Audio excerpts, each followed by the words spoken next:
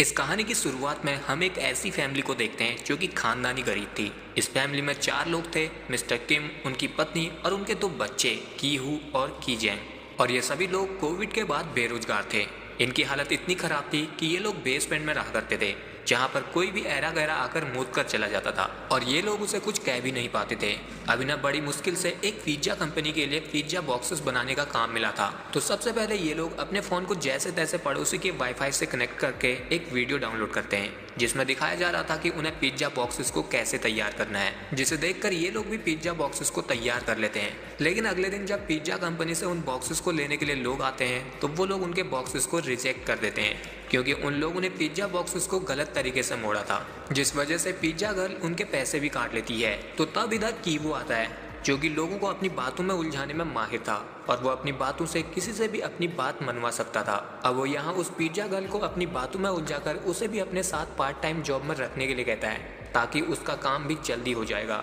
लेकिन वो लड़की उसे इस बारे में सोचूंगी कहकर मना कर देती है। तो तब कीवो उससे बात करके अपने पिज्जा बॉक्सेस के पूरे पैसे निकलवा लेता है। इसके बाद शाम को जब ये पूरी फैमिली बैठकर खाना खा रही थी तो तभी फिर से एक शराबी इनकी खिड़की पर आकर मूतने लगता है। लेकिन तभी इधर कीवो का दोस्त मिन आ जाता है, जो उस शराबी को डांट कर वहां से भगा देता है। जिसके बाद मिन कीवो और उसकी फैमिली से मिलता है। उसके दादाजी एक स्टोन कलेक्टर थे, जो कि अलग अलग खास पत्थरों को इकट्ठा करते थे, इसलिए वो यहाँ पर भी कीवो और उनकी फैमिली के लिए एक गिफ्ट के तौर पर एक खास पत्थर लाया था, क्योंकि उसके दादाजी और लोगों का मानना था कि ये पत्थर जिस घर में होता है वहाँ पैसा और समृद्धि आती है। इसके बाद मिन जब कीवो से मिलता है तो वो कीवो के लिए एक जॉब का ऑफर लाया था, जो कि पहले वो किया करता था, लेकिन अब वो अपनी हायर स्टडी के लिए दूसरे देश जा रहा था। इसलिए वो चाहता था कि कीवो उस लड़की को पढ़ाए जिसे कि वो पढ़ाया करता था। इस पर कीवो उससे पूछता है कि तुम ये काम मुझसे क्यों करवा रहे हो, तुम्हारे दोस्त यूनिवर्सिटी में भी तो हैं, उनसे क्यों नहीं करवाते। तो तब मिन उसे बताता है कि उसे पढ़ाते पढ़ाते उस लड़की से प्यार हो गया है और उसे अपने यूनिवर्सिटी वाले लफंगे दोस्तों पर भरोसा नहीं है।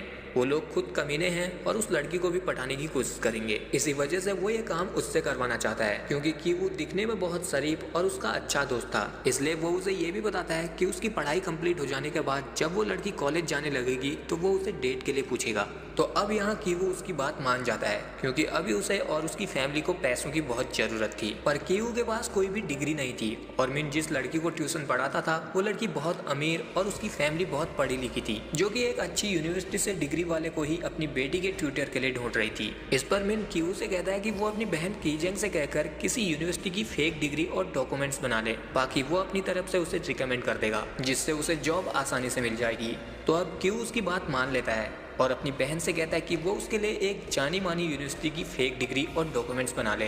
कीजेंग ऐसे काम में माहिर थी, तो वो फोटोशॉप की मदद से उसके लिए एक फेक डिग्री बना लेती है, जिसे देखकर तो उसके पिता भी हैरान हो जाते हैं। जिसके बाद अगले दिन कीवो अपने जॉब इंटरव्यू के लिए चला जाता है, जहाँ जाते वक्त हम देख पाते हैं कि उसकी माँ उस मनी स्टोन को घिस घिस कर धो रही होती है। फिर उधर जब कीवो उस फैमिली के घर पहुँचता है तो वहाँ वो उनके घर को देखकर हैरान हो जाता है, क्योंकि ये फैमिली बहुत ही अमीर थी।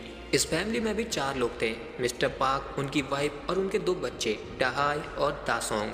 इस फैमिली में उनकी एक मेड भी थी, जो कि काफी सालों से उनके लिए काम करती आ रही थी। अब कीवो जब इधर डहाई की मॉम से मिलता है तो वो उसकी डिग्री को देखकर काफी इम्प्रेस होती हैं, पर वो ये भी देखना चाहती थी कि कीवो पढ़ाने में कैसा है, इसलिए वो उसे उसके सामने उसकी बेटी यानी कि डहाई को डेमो क्लास देने को कहती है। तो अब कीवो डहाई की क्लास लेना शुरू करता है। वो यहाँ डहाई को इंग्लिश पढ़ाने के लिए आया था, लेकिन डहाई पढ़ने में उससे काफी नर्वस हो रही थी। तो तब कीवो उसे शांत करता है और उसे प्यार से समझाता है कि उसे एग्जाम में भी घबराना नहीं है और शांति से अपने पेपर को कंप्लीट करना है, जो देखकर डहाई की मॉम भी उससे बहुत इम्प्रेस हो जाती है और वो कीवो को डहाई के ट्यूटर के तौर पर रख लेती है। वो उसके काम से इतना ज्यादा इम्प्रेस थी कि वो उसे मिन से ज्यादा पैसे देती है। फिर जब ये लोग बात कर ही रहे थे तो इधर मिन का छोटा भाई यानी कि दासोंग आता है, जो कि बहुत शैतान था, पर उसे ड्राइंग और पेंटिंग वगैरह करना काफी पसंद था।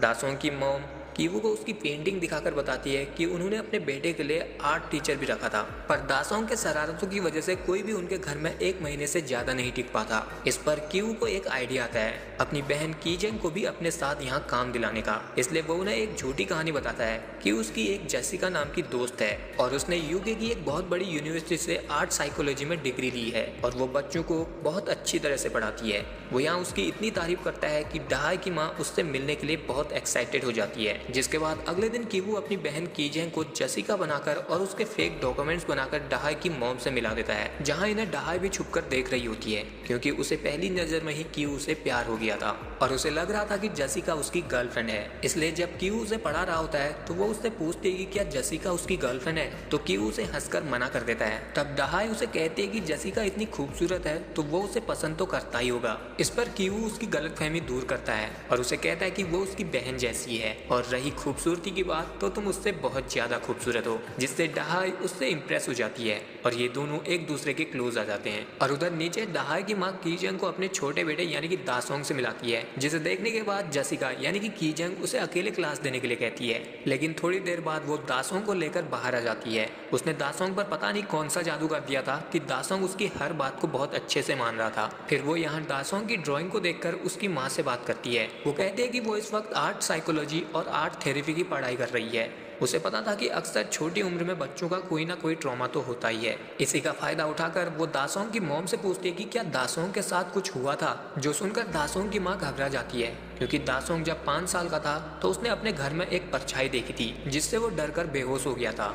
तब जसिका गूगल से आर्ट थेरेपी के बारे में पढ़ के उन्हें ये कहती है कि दासोंग का वो ट्रॉमा उसकी बनाई गई इन पेंटिंग्स में भी दिख रहा है, जो सुनकर तो दासोंग की माँ और ज्यादा घबरा जाती है। तब जसिका उन्हें कहती है कि वो दासोंग को उसके ट्रॉमा से बाहर निकलने में मदद कर सकती है। वो उसे आर्ट थेरेपी भी देगी और आर्ट भी सिखाएगी, पर उसकी फीस थोड़ी ज्यादा है। अब क्योंकि दासोंग की मॉम को अपने बेटे से बहुत प्यार था और कोई भी माँ यही चाहती है कि उसका बच्चा खुश रहे और सही सलामत रहे, इसलिए वो उसकी बात मान जाती है और इस तरह कीजेंग ने उसे अपनी बातों में फंसा लिया था। और तभी यहाँ डहाई के पिता मिस्टर पाक आ जाते हैं, जो एक बड़ी सी टेक कंपनी के सीईओ थे। अब क्योंकि दासोंग की क्लास खत्म हो चुकी थी तो मिस्टर पाक अपने ड्राइवर से कीजेंग को घर छोड़कर आने के लिए कहते हैं। फिर जब ड्राइवर कीजेंग को घर छोड़ने के लिए जाता है तो कीजेंग उसे मेट्रो स्टेशन पर छोड़ने के लिए कहती है और फिर ड्राइवर के नजरों में आए बिना चुपके से अपनी पैंटी उतारकर वो गाड़ी की सीट के नीचे छुपा देती है ताकि वो लोग ड्राइवर को जॉब से निकाल दे और उसके बदले में वो अपने पिता को जॉब पर लगा सके। तो अगले दिन यही होता है। मिस्टर पाक को अपनी गाड़ी की सीट के नीचे वो पैंटी मिल जाती है, जिसे वो अपनी वाइफ को दिखाकर कहता है कि आमतौर पर जब कार में इंटीमेट होते हैं तो कोई भी लड़की अपनी ही पैंटी नहीं भूल सकती। इस वजह से उसे शक होता है कि उसके ड्राइवर ने किसी लड़की को ड्रग देकर उनकी गाड़ी में बैठाया होगा और फिर उसके साथ बदतमीजी की होगी। इसलिए अब ये दोनों हस्बैंड वाइफ डिसाइड करते हैं कि वो अपने ड्राइवर को किसी बहाने से निकाल देंगे।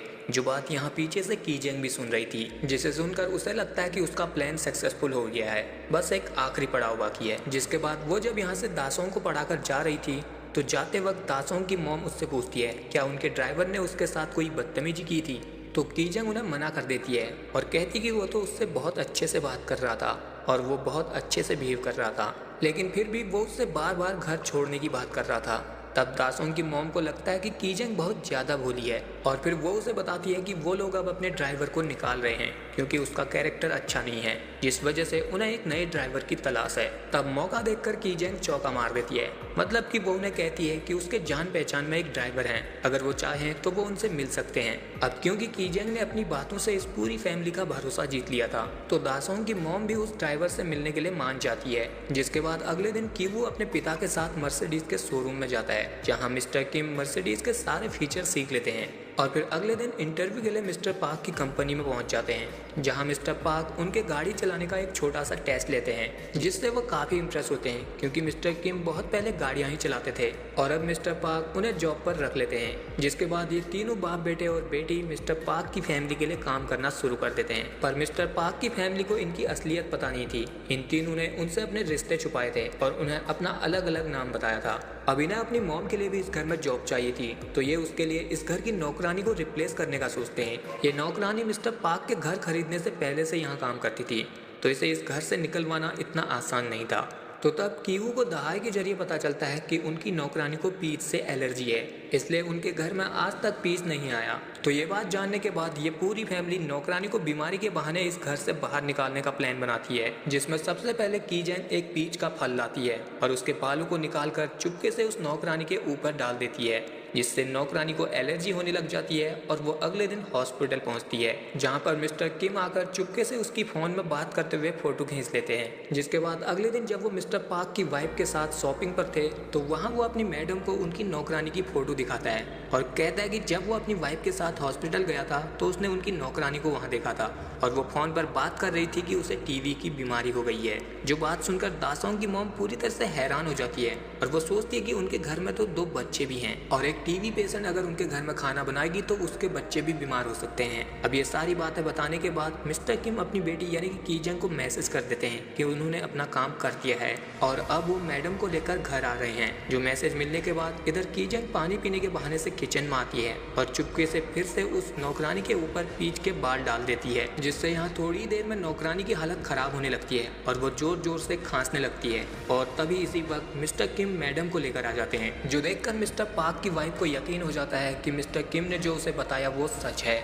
और इसे और ज़्यादा यकीन में बदलने के लिए मिस्टर किम उस नौकरानी के यूज किए हुए टिश्यू के ऊपर केचप डाल देते हैं और फिर उसे निकाल कर मैडम को दिखाते हैं, जो कि खून की ही तरह दिख रहा था, जिसे देखकर तो अब मैडम को पूरी तरह से यकीन हो गया था और वो बेहोश हो जाती हैं। फिर थोड़ी देर बाद जब वो होश में आती हैं तो वो मिस्टर किम से अकेले में बात करती है। उसे डर था कि इस बारे में अगर उसके पति मिस्टर पार्क को पता चल गया तो उसके पति उसे कभी माफ नहीं करेंगे और उसे इसके लिए बहुत डांटेंगे। इसलिए वो मिस्टर किम से इस टीवी वाली बीमारी की बात को छुपाने के लिए कहती है और वो अब अपनी इस नौकरानी को जॉब से निकालने वाली थी।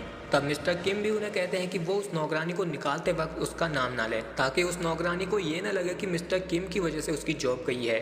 तो तब मिस्टर पार्क की वाइफ उसे कहती है कि वो इसकी फिक्र ना करे, वो उसे किसी बहाने से जॉब से निकाल देगी। जिसके बाद वो अगले दिन उस नौकरानी को बिना किसी रीजन के जॉब से निकाल देती है। फिर जब मिस्टर पार्क को पता चलता है कि उसकी वाइफ ने उनकी मेड को निकाल दिया है तो वो इस बारे में मिस्टर किम से बात करते हैं। वो कहते हैं कि उनकी मेड वैसे तो बहुत अच्छी थी, पर वो 2 आदमियों के जितना अकेले खाना खा जाती थी, लेकिन अब उसने जॉब छोड़ दी है, इसलिए जल्द से जल्द उन्हें किसी मेड को ढूंढना पड़ेगा। तो तब मिस्टर किम उन्हें एक वीआईपी कंपनी का कार्ड देते हैं और कहते हैं कि ये कंपनी लोगों को मेड या ड्राइवर जैसी सुविधाएं उपलब्ध कराती है। अब उस कार्ड को देखकर मिस्टर पार्क काफ़ी इंप्रेस होते हैं, क्योंकि वो कार्ड बहुत प्रीमियम था। इसलिए वो मिस्टर किम से पूछते हैं कि इसके बारे में तुम्हें कैसे पता।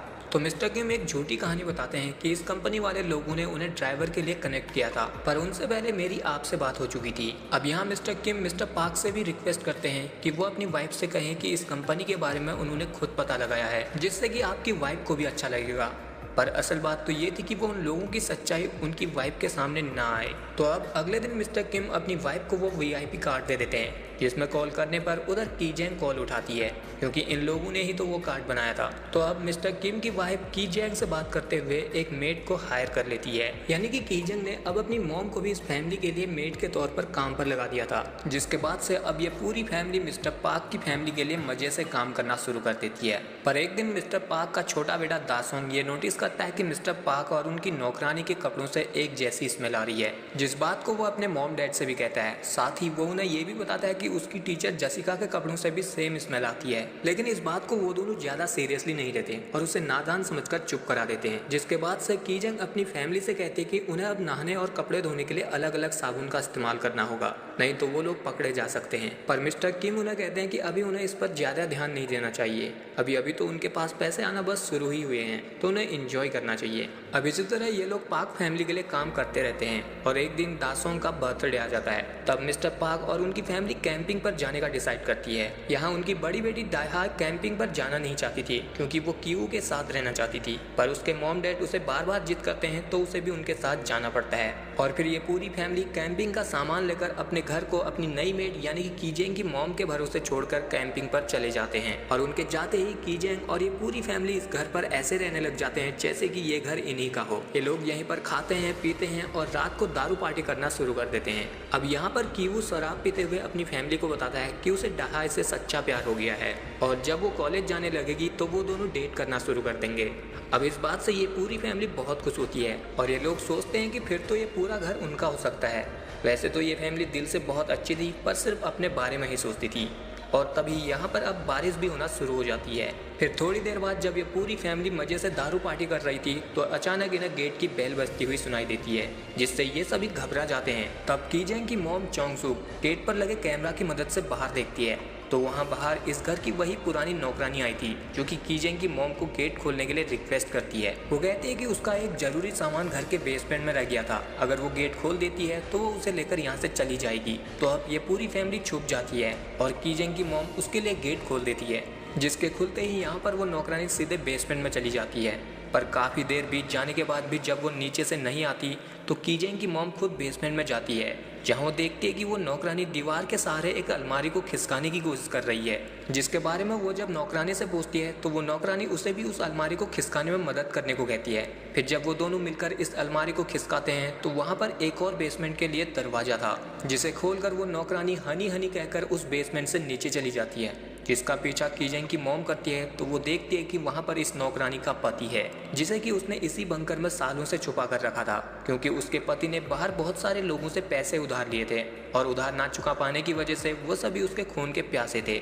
इसलिए इस नौकरानी ने उसे यहाँ छुपा दिया था और वो उसे यहाँ छुप छुप कर खाना दिया करती थी। इस बंकर में सब कुछ था, नहाने के लिए पानी, टॉयलेट वगैरह सब कुछ। अब यहाँ पर भी वो नौकरानी अपने पति के लिए दूध और केले लाई थी और फिर वो यहाँ कीजेंग की मॉम को कुछ पैसे देकर अपने पति को यहीं रखने की रिक्वेस्ट करती है। वो कहती है कि वो हर हफ्ते उसे पैसे दे देगी, जिसके बदले में वो बस उसके पति को हफ्ते में 2 बार खाना दे दे। जो सारी बातें यहाँ कीजेंग, उसका भाई और उसके पिता छुप कर सुन रहे थे।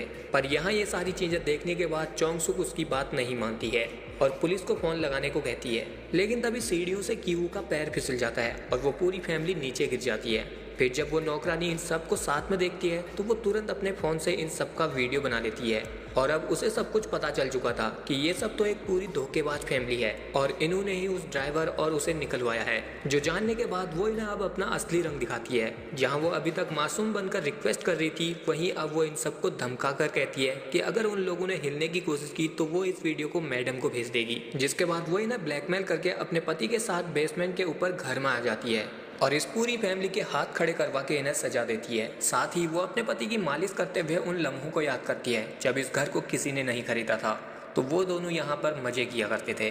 तब इसी बात का फायदा उठाकर कीजेंग और उसकी पूरी फैमिली इन दोनों पर हमला करके इनसे फोन छीनने की कोशिश करती है और इसी छीना झपटी में कीजेंग जल्दी से फ्रिज से पीच के फल लाती है और उस नौकरानी के मुंह में डाल देती है, जिससे वो नौकरानी एलर्जी के मारे तड़प तड़प कर बेहोश हो जाती है और फिर ये लोग उसके पति को भी काबू में कर लेते हैं। लेकिन तभी अचानक इनके घर में एक कॉल आता है, जिसे जब कीजेंग की मॉम उठाती है तो वहाँ मिस्टर पार्क की वाइफ थी। दरअसल वो लोग जिस जगह कैंपिंग के लिए जाने वाले थे उस जगह पर बारिश होने की वजह से बहुत सारा पानी भर चुका था, जिस वजह से वो सभी अब घर वापस आ रहे थे और वो लोग अगले 8 मिनट में घर पहुंचने वाले थे। इसलिए मिस्टर पार्क की वाइफ चोंगसुक को रैमडॉम बनाने के लिए कहती है। अब यहाँ ये सारी बातें सुनने के बाद कीवू और मिस्टर किम इस नौकरानी और उसके पति को जल्दी से उस बेसमेंट में ले जाने लगते हैं और कीजेंग जल्दी से उनके फैलाए गए कचरे को साफ करने लगती है। वहीं उसकी मॉम रैमडॉम बनाने में लगी थी, पर तभी सफाई करते करते मिस्टर पार्क और उनकी फैमिली घर में आ जाती है, जिन्हें देखकर कीजेंग तो उसी टेबल के नीचे छुप जाती है और कीवू डायहाई के कमरे में छुप गया था। फिर जब कीजेंग की मॉम रैमडॉम बनाकर अपनी मैडम को दे रही थी तो उसी वक्त नीचे बेसमेंट में उस नौकरानी को होश आ जाता है और वो मिस्टर किम से बचकर ऊपर आ जाती है। लेकिन तभी मिस्टर किम की वाइफ उसे लात मारकर फिर से नीचे बेसमेंट में पहुंचा देती है, जिससे उस नौकरानी के सर में एक गहरी चोट लग चुकी थी और वो बेहोश हो चुकी थी।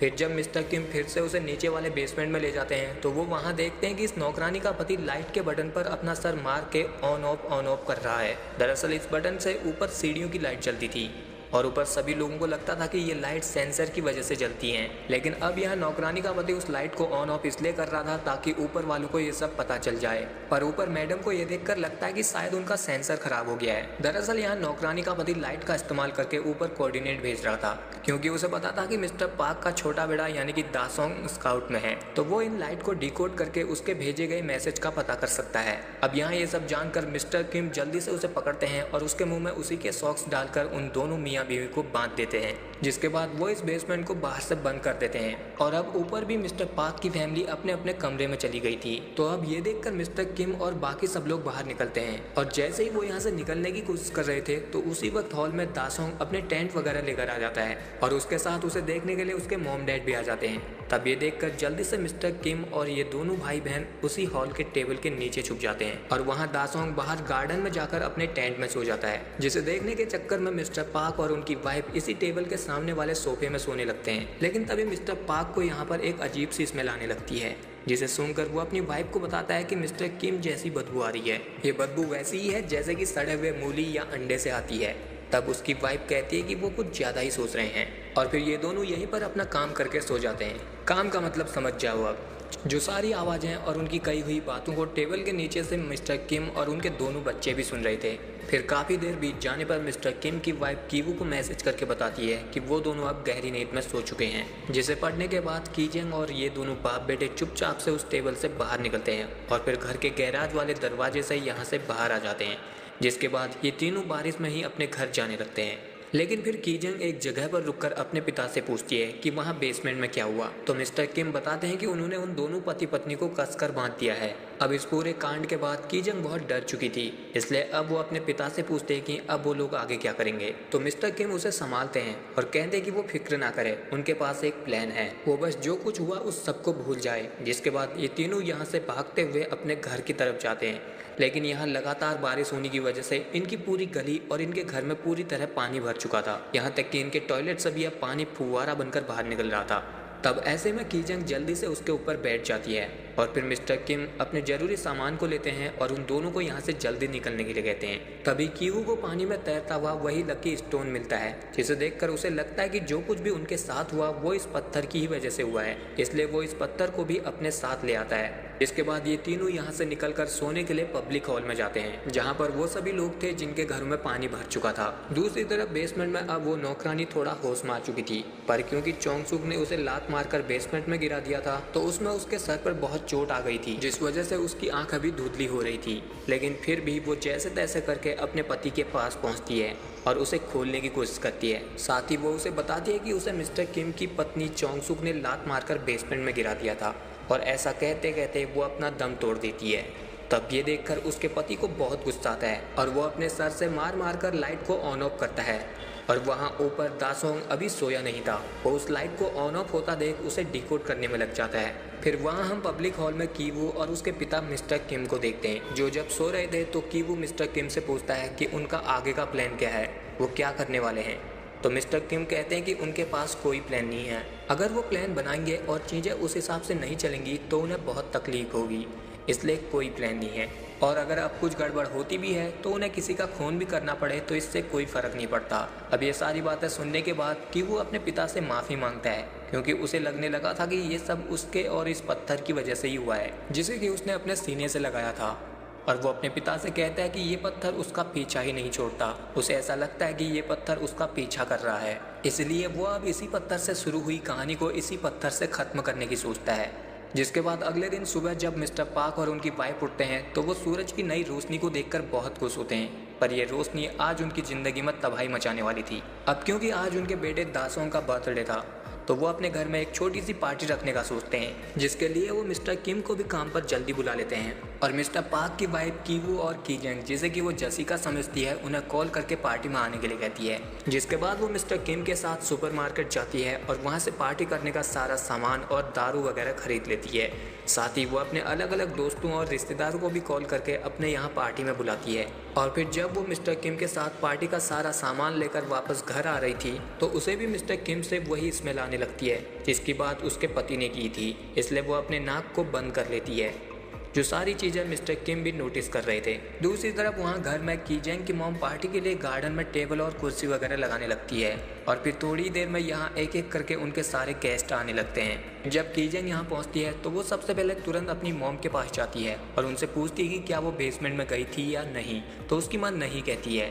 तब कीजेंग खुद बेसमेंट में उनके लिए खाना लेकर नीचे जाने लगती है, लेकिन तभी इधर मिस्टर पार्क की वाइफ आ जाती है, जो कीजेंग को अपने साथ ले जाती है और उसे कहती है कि उसे ही दासोंग के लिए केक उसके पास ले जाना होगा। और उधर मिस्टर किम भी मिस्टर पार्क के साथ बिजी थे, जिस वजह से वो अभी तक बेसमेंट में नहीं गए थे। और अब यहाँ कीवू भी आ चुका था, जो कि इस वक्त दहाई के पास था। वो जब खिड़की से इन सबको और यहाँ के माहौल को देखता है तो उसे लगता है कि वो इस माहौल के लायक नहीं है। वो यहाँ अपने साथ उस लकी पत्थर को भी लाया था, जिसे लेकर वो अब बेसमेंट की तरफ जाने लगता है, जहाँ जब वो चुप चुप कर जा रहा था तो उसके हाथों से वो लकी स्टोन नीचे गिर जाता है। तब वो डर डर कर नीचे जाता है और देखता है कि वो नौकरानी जमीन पर बेहोश पड़ी है, जिसे वो उठाने की कोशिश करता है, लेकिन तभी पीछे से नौकरानी का पति उसके गले में एक तार से बनाया गया फंदा फंसा देता है जिसके बाद वो गुस्से में उसी लक्की पत्थर से उसको मारने की कोशिश करता है, जिससे बचते हुए कीवू जल्दी से भागकर ऊपर वाले बेसमेंट में आता है, लेकिन वो यहाँ पर गिर जाता है। और तभी उसका पीछा करते हुए नौकरानी का पति भी आता है, जो अब उसी लक्की पत्थर से कीवू के सर में मार मार कर उसका सर फोड़ देता है। जिसके बाद वो चोंगसुक चिल्लाते हुए बाहर आता है, क्योंकि उसकी बीवी को चोंगसुक यानी कि कीजेंग की मॉम ने ही लात मारी थी, जिस वजह से वो मर गई। और अब यहाँ उसका पति किचन से एक बड़ा सा चाकू निकालता है और बाहर गार्डन में आता है, जहाँ की पार्टी हो रही थी। और यहाँ कीजेंग ने दासोंग के लिए केक पकड़ा हुआ था, जिसे यहाँ इस तरह देखने के बाद नौकरानी का पति चाकू लेकर कीजेंग की तरफ भागता है और सीधे कीजेंग के चेस्ट में चाकू घोंप देता है, जो देखकर यहाँ सभी लोग घबरा जाते हैं और दासोंग भी बेहोश हो चुका था। तब नौकरानी का पति यहाँ चोंगसुक चिल्लाने लगता है और उसे सामने आने के लिए कहता है। उधर चोंगसुक जब कीजेंग के चेस्ट में चाकू घुसा हुआ देखती है तो वो उस नौकरानी के पति को रोकने की कोशिश करती है, जो देखकर यहाँ सभी लोग डर कर इधर उधर भागने लगते हैं। और फिर मिस्टर किम भी जल्दी से अपनी बेटी कीजेंग के पास पहुंचते हैं। उन्हें कुछ समझ नहीं आ रहा था कि ये सब अचानक से क्या हो गया, लेकिन यहाँ मिस्टर पार्क को अभी भी अपने बेटे की पड़ी थी, जो कि सिर्फ बेहोश हुआ था। और वो मिस्टर किम से गाड़ी निकालने के लिए कहते हैं। तब मिस्टर किम गाड़ी की चाबी उसकी तरफ फेंक देते हैं। और तभी वहाँ चोंगसुक जब उस नौकरानी के पति के साथ लड़ रही थी तो वो उसके पेट में एक लोहे की स्टिक घुसा देती है और वो सीधे उस चाबी के ऊपर गिरता है। तब मिस्टर पार्क उस चाबी को लेने के लिए जाता है तो वो नौकरानी का पति उसे रिस्पेक्ट करके मर जाता है। और फिर मिस्टर पार्क चाबी उठाने के लिए अपनी नाक बंद करके उसे पलटता है, क्योंकि उससे भी वही गरीबी की स्मेल आ रही थी। जो देखकर अब मिस्टर किम को पता नहीं क्या होता है कि वो अचानक से उस चाकू को पकड़ते हैं और उसे मिस्टर पार्क के सीने में घुसा देते हैं, जो देखकर अब यहाँ मिस्टर पार्क की वाइफ भी बेहोश हो जाती है। और ये सभी लोग डर के मारे इधर उधर भाग रहे थे। और इन्हीं के बीच में हम देख पाते हैं कि डाहा कीवू को अपने कंधे पर उठाकर यहाँ से ले जाती है। और इधर चोंगसुक और जख्मी हालत में पड़ी हुई कीजेंग अपने पिता को देखकर सोचती है कि ये उन्होंने क्या कर दिया। तब मिस्टर किम को भी एहसास होता है कि ये उससे क्या हो गया है, तो वो यहाँ से चुपचाप से किसी की नज़र में आए बिना गैराज के रास्ते उसी बेसमेंट में चले जाते हैं। इसके बाद हमें 1 महीने बाद का टाइम दिखाया जाता है, जहाँ जब कीवू की आँख खुलती है तो वो एक गवर्नमेंट हॉस्पिटल में था, जहाँ उसके सामने एक डिटेक्टिव आया था जो उससे उस हादसे के बारे में पूछताछ कर रहा था। पर क्योंकि कीवू की ब्रेन सर्जरी हुई थी, जिस वजह से वो बस हंसता जा रहा था, जिसे जब डॉक्टर देखता है तो वो बताता है कि ब्रेन सर्जरी में अक्सर ऐसा होता रहता है। अब इस पूरे कांड में उसके और उसकी मॉम के खिलाफ धोखाधड़ी और सेल्फ डिफेंस जैसे आरोप लगे थे, पर उनके खिलाफ कोई ठोस सबूत नहीं था, तो अदालत उन्हें प्रोबेशन पर छोड़ देती है। जिसके बाद हमें पता चलता है कि इस हादसे में कीजेंग मारी गई थी। तब ये जानकर भी कि वो बस हंसते जा रहा था। और फिर न्यूज़ से पता चलता है कि पुलिस अभी भी उसके पिता को ढूंढ रही है। पूरे न्यूज़ मीडिया में सब यही खबरें चली थी कि मिस्टर किम इस घर से बाहर निकले तो थे, पर उसके बाद वो कहाँ गायब हो गए किसी को पता नहीं चला, क्योंकि वहाँ मौजूद सीसीटीवी के तार को नौकरानी ने आने से पहले ही काट दिया था, जिससे अब कीवू को लगता है कि उसके पिता उस घर के उसी बंकर में चले गए हैं। लेकिन अभी वो शांत रहता है और एक पिज्जा कंपनी के लिए काम करना शुरू कर देता है, क्योंकि पुलिस को अभी भी उस पर शक था कि शायद मिस्टर किम के बारे में उसे पता होगा, इसलिए पुलिस ने उसके पीछे डिटेक्टिव लगाए थे। पर इसी तरह काफ़ी टाइम बीत जाता है और ये मामला अब ठंडा हो चुका था। साथ ही अब डिटेक्टिव ने भी उनका पीछा करना बंद कर दिया था। तो तब से कीवू रोज रात में पहाड़ों पर जाना शुरू कर देता है, जहाँ से वो घर दिखता था। और फिर इसी तरह एक दिन वो देखता है कि उस घर के बेसमेंट से जुड़ी हुई लाइट बार बार जल रही है और बुझ रही है, जिसे देखकर अब वो सारे कोऑर्डिनेट को अपने फ़ोन में रिकॉर्ड कर लेता है और फिर घर जाकर उसे डिकोड करने में लग जाता है, क्योंकि वो भी बचपन में स्काउट में था और वहाँ से उसने लाइट से भेजे गए कोऑर्डिनेट को डिकोड करना सीखा था। जिसे जब वो यहाँ डिकोड करता है तो उसमें उसके पिता ने उसके लिए एक लेटर लिखा था, जिसमें वो बताते हैं कि उस हादसे के बाद वो सीधे उस घर के बेसमेंट में आ गए थे और उन्होंने वैसा क्यों किया उनके पास खुद भी इसका जवाब नहीं है, पर उन्हें अपने किए पर पछतावा है। फिर वो कहते हैं कि इस पूरे हादसे के बाद कोई भी इस घर को खरीदने को तैयार नहीं था, तो तब उन्होंने उस नौकरानी की बॉडी को पूरे रीति रिवाजों के साथ इसी घर के गार्डन में दफना दिया। पर फिर कुछ दिनों बाद इस घर को एक जर्मन फैमिली ने खरीद लिया और तब से वो यहाँ छुप छुप कर रह रहे हैं और रोज रात को चुपके से खाना लाते हैं। अब यहाँ ये सारी बातें जानने के बाद कि वो उस मनी स्टोन को पानी में बहा देता है और वो डिसाइड करता है कि वो अब सीधे रास्ते से बहुत सारे पैसे कमाएगा और फिर एक दिन उस घर को खरीद लेगा, जिसके बाद उसके पिता उस बंकर से बाहर आएंगे। तब तक वो अपने पिता को इंतजार करने के लिए कहता है। फिर इसके 5 साल बाद हम देखते हैं कि कीवू अब बहुत अमीर आदमी बन चुका था और उसने उस घर को भी खरीद लिया था। जिसके बाद जब वो उस घर में शिफ्ट होता है तो वहाँ उस बंकर से उसके पिता बाहर आते हैं और कीवू से मिलते हैं और यहीं पर यह कहानी एंड हो जाती है। सो गाइस, आई होप कि आपको ये वीडियो पसंद आया होगा। आई नो कि मैं जानता हूँ मैंने काफ़ी लंबे टाइम के बाद ये वीडियो बनाया है, लेकिन अब से रेगुलर वीडियोस को मैं डालने की कोशिश करूँगा। बाकी अगर आपको ये वीडियो पसंद आया हो तो लाइक शेयर के साथ चैनल को कर लीजिए सब्सक्राइब। बाकी मिलते हैं